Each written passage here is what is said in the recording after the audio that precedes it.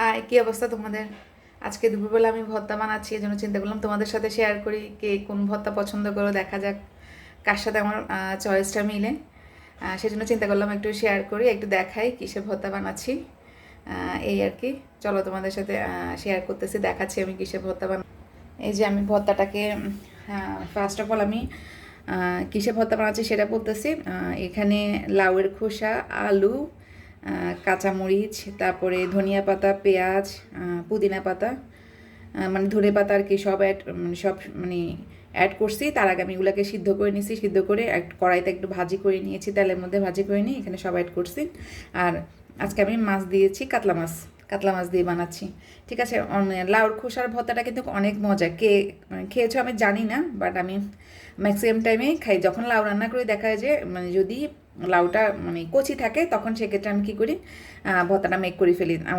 আমার আসলেই ভর্তাটা পছন্দ অনেক, মানে যেই ভর্তা হোক আমার অনেক পছন্দ। তোমরা একদিন খেয়ে দেখবা।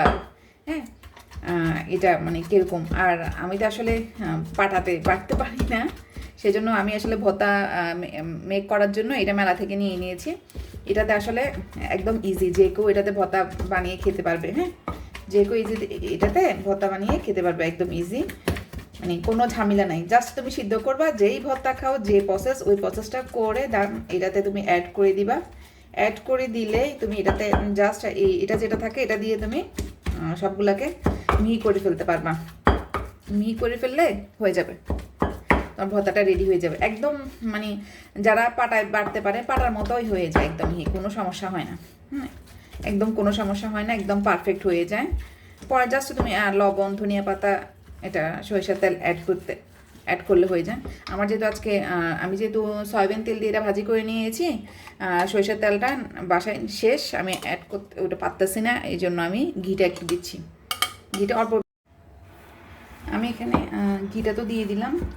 এখন ভালো করে এটাকে মিহি করে নিব।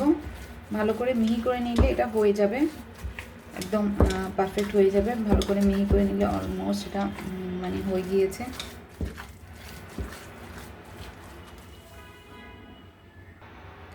আমার এটা মানে হয়ে গিয়েছে, আমি জাস্ট এখন বাটিতে নিয়ে ফেলবো, মানে সবগুলাকে বাটিতে নিয়ে ফেলবো, তাহলে হয়ে যাবে। এটাকে ওই পাশে রেখে দিন। জি, অনেক মজা হয়েছে। আমি একটু মুখে দিয়ে দেখি। অনেক মজা হয়েছে আসলে। একটু মাছ,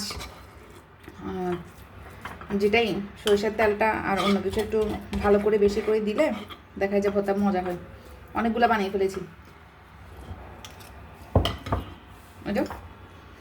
অনেকগুলো হয়ে গেছে। আমি অলরেডি অলমোস্ট আমি ট্রাই করে দেখছি,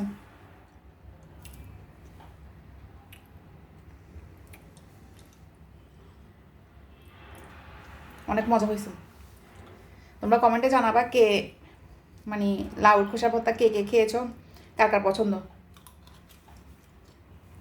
কমেন্টে জানাবা। আমি মরিচটা আসলে একটু কম দিলাম যাতে আমার বাচ্চারাও খেতে পারে, সেজন্য আমি একটু মরিচটা মানে কম অ্যাড করার চেষ্টা করি। দেখা যায় যে তোমরা সিদ্ধর সময় দিতে পারো অথবা ভাজি করো যে ওখানেও অ্যাড করতে পারো। অনেকগুলো হয়ে গেছে, কমেন্টে জানাবা কে লাউর খোসা ভর্তা পছন্দ করো, দেখি কার পছন্দের সাথে আমার পছন্দ মিলে। বাই বাই, আল্লাহ হাফেজ।